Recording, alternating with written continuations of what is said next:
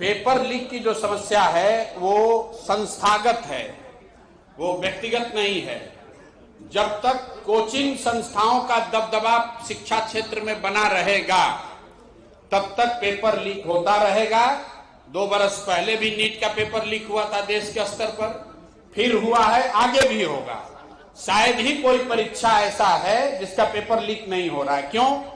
क्योंकि पिछले 10-15 सालों में कोचिंग संस्थाओं का दबदबा इतना बढ़ गया है कि कोचिंग संस्थाएं बच्चों को अपने यहां अट्रैक्ट करने के लिए कुछ भी कीमत देने के लिए तैयार है, तो इसलिए पेपर लीक हो रहा है। जब तक सरकार इस व्यवस्था में कोचिंग संस्थाओं के प्रभाव को कम नहीं करेगी तब तक पेपर लीक होता रहेगा, चाहे सरकार कोई भी दावा कर ले। एफआईआर गिरफ्तार करने का कार्यकाल नहीं पूरा कर पाएंगे क्योंकि जो भी उन्होंने बोला सर को गिरफ्तार किया गया है। भैया हम वो नहीं जानते हैं कि कार्यकाल पूरा कर पाएंगे कि नहीं कर पाएंगे।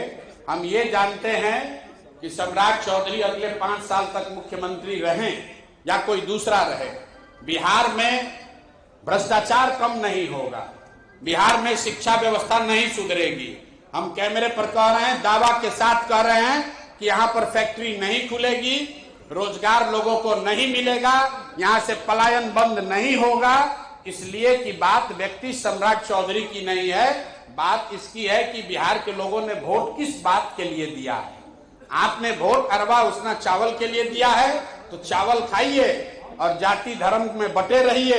आपके बच्चों को रोजगार पढ़ाई नहीं हो सकता है क्योंकि आपको चाहिए ही नहीं, आपने उसके लिए वोट नहीं दिया। जन सुराज ने तो आपको बताया था कि हर महीने बिहार के हर परिवार को 10 से 15 हजार रुपए का लाभ मिल सकता है, लेकिन लोगों को वो नहीं चाहिए था। लोगों को त्वरित 10,000 रुपया जेब में चाहिए था, तो आपने 10,000 में वोट नहीं बेचा, आपने अपने बच्चों का भविष्य बेच दिया। 5 साल के लिए अपने लिए परेशानी 10,000 रुपया में आपने खरीदी है, उस परेशानी से आपको कोई नहीं बचा सकता है। जन सुराज यहाँ की शिक्षा व्यवस्था नहीं सुधार सकता है, पुल पुलिया नहीं बना सकता है, हम लोग अस्पताल की व्यवस्था नहीं सुधार सकते हैं। मैं बिल्कुल झूठ नहीं बोलता हूँ, हम लोग कुछ नहीं कर सकते हैं।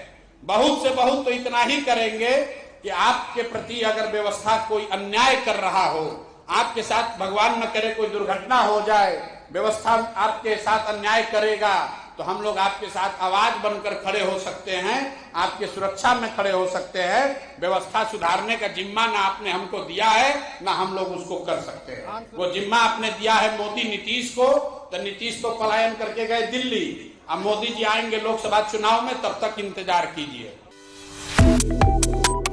Subscribe to One India and never miss an update. Download the One India app now.